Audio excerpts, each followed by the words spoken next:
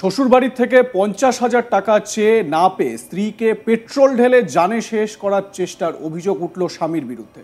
পাশবিক অত্যাচার সহ বিভিন্ন অভিযোগও উঠেছে অভিযুক্ত স্বামীর বিরুদ্ধে। ঘটনাটি ঘটেছে মালদার ইংরেজবাজার থানার অমৃতি এলাকায়। বাধ্য হয়ে পুলিশ সুপারের দ্বারস্থ হয়েছে নির্যাতিতার মা। জানা গেছে প্রতিদিন চলতো মারধর। স্ত্রীর বাবার বাড়ি থেকে টাকা দাবি করা হয়েছিল, আর তা দিতে না পারায় স্ত্রীকে পেট্রোল দিয়ে জানে শেষ করার চেষ্টা করা হয়। অভিযোগ উঠেছে স্বামী ও শ্বশুরবাড়ির লোকেদের বিরুদ্ধে। ইংরেজবাজার থানায় অভিযোগ দায়ের করা হয়েছে। ব্যবস্থা না হওয়ায় পুলিশ সুপারের দ্বারস্থ হয়েছে নির্যাতিতার মা। এই ঘটনায় রীতিমতো ক্ষুব্ধ গ্রামবাসী। নির্যাতিতার মা ও তার প্রতিবেশীরা দাবি করেন বিয়ের পর থেকেই এ ধরনের অত্যাচার চলত নির্যাতিতার উপর। তা সহ্য করেও সে শ্বশুরবাড়িতে থাকতো। অভিযোগ প্রায়ই বাপের বাড়ি থেকে টাকা দাবি করা হতো, আর সেই টাকা না মেটালেই চলতো অকথ্য অত্যাচার। জানা গিয়েছে নির্যাতিতার বাবার বাড়ি থেকে 50,000 টাকা দাবি করা হয়। তা দিতে না পারায় স্বামী ও শ্বশুরবাড়ির লোকেরা তাকে জানে শেষ করার চেষ্টা করে বলে অভিযোগ। ইংরেজবাজার থানায় অভিযোগ জানানো হয়েছে। পুলিশ সময় মতো ব্যবস্থা না নেওয়ায় পুলিশ সুপারের দ্বারস্থ হয়েছে নির্যাতিতার পরিবার। নির্যাতিতা কি বলছেন, কিরকম ভাবে তার সঙ্গে অত্যাচার করা হতো, শ্বশুরবাড়িতে কিরকম দিন যাপন হতো তার, শুনুন তার সেই ভয়ঙ্কর অভিজ্ঞতার কথা। অনেক অত্যাচার। কি অত্যাচার করতো? মারধর, টাকা পয়সা চেয়েছিল। আমার গরিব জান আছে, আমরা কোথা থেকে দিব? আমার মেয়ে বলছে কি আমার বাবা মা নাই, আমরা কোথা থেকে দিব, আমরা কোথা থেকে আনবো? হ্যাঁ, ওই অত্যাচার, মারা পিটা করছে, গাল দিচ্ছে। হ্যাঁ, বিয়ে করলো দুটা। হ্যাঁ, আর কি কি অত্যাচার করতো? খুবই অত্যাচার। ওই লাল্লি টিপে মেরেছে, আর পেট্রোল ফেলেছিল। গ্রামের লোক আমাকে করলো, ফোন করলো, আমরা গেলাম ওখানে। মেয়েকে নিয়ে মিল্কি হসপিটালে নিয়ে আসলাম, ফের ট্রান্সফার করে দিল মালদা। আপনার মেয়ের অবস্থা কেমন?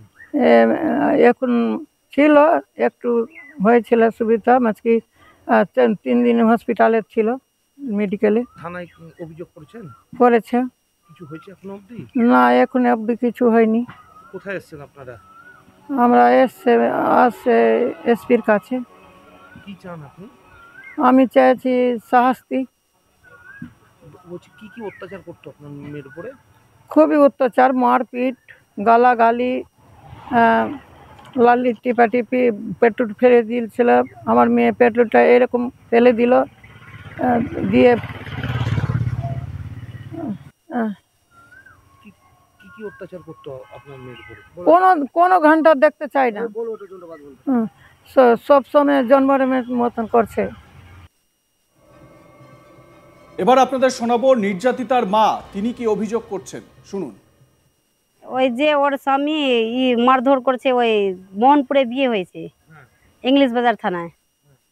ওই যে টাকা পয়সা বাপের বাড়ি পাঠাচ্ছিল, যে ওর স্বামী কি টাকা নিয়ে আসো, নাহলে মেরে ফেলে দিব। মানে অনেক রকম শারীরিক অনেক রকম করেছে, অত্যাচার করছে। এই যে সহবাস করতে দিচ্ছে না, জোর জবরদস্তি করছে। তারপরে এরকম করে মানে প্রতি 1 দিন 2 দিন পর পর এরকম মারধর করে ওর পরিবারের লোক, শ্বশুর বাড়ির। তারপরে এইগুলা করে মারধর করছিল। আবার অন্যদিন ফের আবার ওই পেট্রোল সব ওর পরিবারের লোকগুলা মিলে পেট্রোল দিয়ে মানে পুড়ে যাওয়া, মানে মেরে ফেলার চেষ্টা করেছিল পেট্রোল দিয়ে। থানায় অভিযোগ করেছেন? হ্যাঁ, থানায় অভিযোগ করলাম। এখন পর্যন্ত থানা কিছু তদন্ত করেনি। কোথায় এসেছেন? এসপির কাছে এসেছেন? হ্যাঁ, এসপি অফিস এসছে, স্যারের কাছে। কি চান? ওর শাস্তি চাই আমি। কি কি অত্যাচার করতো ওর স্বামী ও শ্বশুরবাড়ির লোকেরা? ওর স্বামী যে বাবার বাড়ি পাঠাচ্ছিল, এত টাকা 50,000 টাকা নিয়ে আয়, না নিয়ে আসলে ওই যে মারছিল। আর কি অত্যাচার করতো? আরও অন্যান্য মানে শারীরিকভাবে ওই যে সহবাস করতে দিচ্ছিল না, ওটা জোর জবরদস্তি করছিল। আপনারা কি চান? আমি আইনিকভাবে যেটা ওর ব্যবস্থা হয়, ওর শাসন চাই। এই ঘটনা ঘিরে শুরু হয়েছে রাজনৈতিক তরজা। দক্ষিণ মালদা জেলা বিজেপির সাধারণ সম্পাদক অম্লান ভাদুরী বলেন, একজন মহিলাকে মারধর করা হচ্ছে, পেট্রোল ঢেলে গায়ে আগুন দেওয়ার চেষ্টা করা হচ্ছে। তিনি থানায় অভিযোগ করেছেন, কিন্তু পুলিশ এখনো পর্যন্ত কোনো ব্যবস্থা নিচ্ছে না। তার বাড়ির লোক বিভিন্ন জায়গায় ঘুরে বেড়াচ্ছে, পুলিশ সুপারের অফিস থেকে বিভিন্ন জায়গায় তারা দরবার করছে। এগুলো খুব দুর্ভাগ্যজনক। কারণ হাইকোর্ট সুপ্রিম কোর্ট বারবার বলেছে অভিযোগ দেওয়ার পরে পুলিশের অন্তত বিষয়টি তদন্ত করে দেখা উচিত, কিন্তু সেই কাজটাও গাফিলতি হচ্ছে। আমরা দেখি পুলিশ কেবলমাত্র তৃণমূলের নেতা নেত্রীদের সিকিউরিটি দিতে ব্যস্ত, আর এদের কোনো কাজ নেই। বিজেপি নেতা অম্লান ভাদুরীর কি অভিযোগ শোনাবো আপনাদের। একজন গৃহবধূকে মারধর করা হয়েছে, তাকে গায়ে আগুন দিয়ে পোড়ানোর চেষ্টা করা হয়েছে, তিনি থানায় কমপ্লেন করেছেন, কিন্তু পুলিশ এখনো পর্যন্ত অ্যাকশন নিচ্ছে না। তার বাড়ির লোক বিভিন্ন জায়গায় ঘুরে বেড়াচ্ছে, ডিএসপি থেকে আরম্ভ করে এসপি বিভিন্ন জায়গায় ঘুরে আসছে। এগুলো খুব দুর্ভাগ্যজনক, কারণ হাইকোর্ট সুপ্রিম কোর্ট বারে বারে বলেছে যে কমপ্লেন দেওয়ার পর পুলিশের ইনকোয়ারিটা প্রাথমিকভাবে স্টার্ট করা উচিত, কিন্তু সেই কাজটাও গাফিলতি করছে পুলিশ। তারা কেবলমাত্র আমরা দেখছি তৃণমূল নেতা নেত্রীদের সিকিউরিটি দিতে এই পুলিশ ব্যস্ত, আর কোনো এদের কোনো কাজ নেই। জেলা তৃণমূলের সহ সভাপতি শুভময় বসু বলেন, একটা পারিবারিক ঝগড়া বা একটা পারিবারিক বধূ নির্যাতন যেটাই বলুন, সেটা যে ধরনেরই নির্যাতন হোক না কেন তার জন্য সংশ্লিষ্ট জায়গা রয়েছে। আমি সেই পরিবারকে বলবো আপনারা সঠিক জায়গায় গিয়েছেন। পাশাপাশি আমাদের জেলা শাসকের কাছে ডোমেস্টিক ভায়োলেন্স অফিসার বসছেন, তাদের সঙ্গে যোগাযোগ করুন। এখানে যে কোনো অভিযোগের তদন্ত হয় এবং ব্যবস্থা নেওয়া হয়।